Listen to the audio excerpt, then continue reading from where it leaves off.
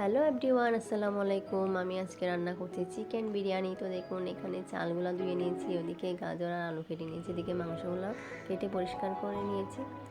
তো দেখুন, এখানে মশলাগুলো একটা বিরিয়ানি মশলা এখানে ঢেলে রেখেছি, আর ওদিকে হলুদ নিয়েছি। এগুলো কিন্তু সবগুলো দিব না। তো দেখুন, এখানে আমি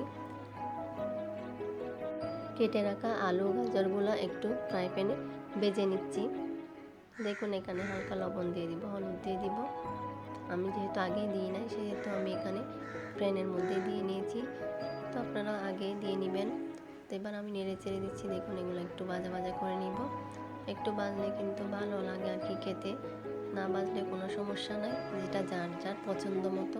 দেখুন, এগুলো আমি ভেজে নিয়েছি। তারপরে এদিকে আমি মুরগির মাংসগুলো হালকা হলুদ লবণ মরিচ দিয়ে মেখে নিচ্ছি।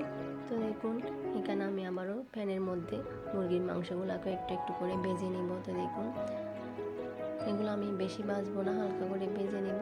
আপনারা চাইলে এগুলো আগে থেকে মেরিনেট করে রাখতে পারেন। আমার কিন্তু দেরি হয়ে গেছে, সেজন্য আমি মেরিনেট করে রাখিনি। তো আমার সবগুলো উপকরণ ভাজা হয়ে গিয়েছে।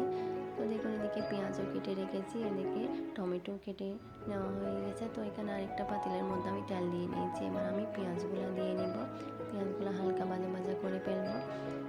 এগুলো এখান থেকে কিছু পেঁয়াজ আমি ভেজে রেখে দিব বেরেস্তার জন্য, লাস্টে এগুলো ভাতের উপর দিব। তো দেখুন, এখানে আমি দই নিয়েছি, তারপর হচ্ছে একটা বিরিয়ানি মশলা আর হলুদ আর এক্সট্রা মশলা দিয়েছি, হালকা করে লাল মরিচ দিয়েছি, সবগুলো একটা বাড়িতে মেখে নিয়েছি। তো এদিকে দেখুন, আমার পেঁয়াজগুলো ভাজা ভাজা হয়ে গেছে। এখানে একটু হালকা পানি দিয়ে আদা দিয়েছি, রসুন দিয়েছি, সবগুলো কিন্তু মেখে নিয়েছি পানি দিয়ে। তো এখানে দেখুন, আমি পেঁয়াজগুলো হয়ে যাওয়ার পর এখানে দিয়ে নিয়েছি মশলাগুলো।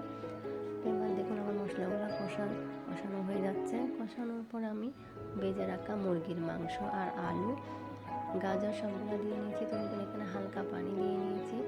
এভাবে আমি কিছুক্ষণ কষিয়ে নিচ্ছি।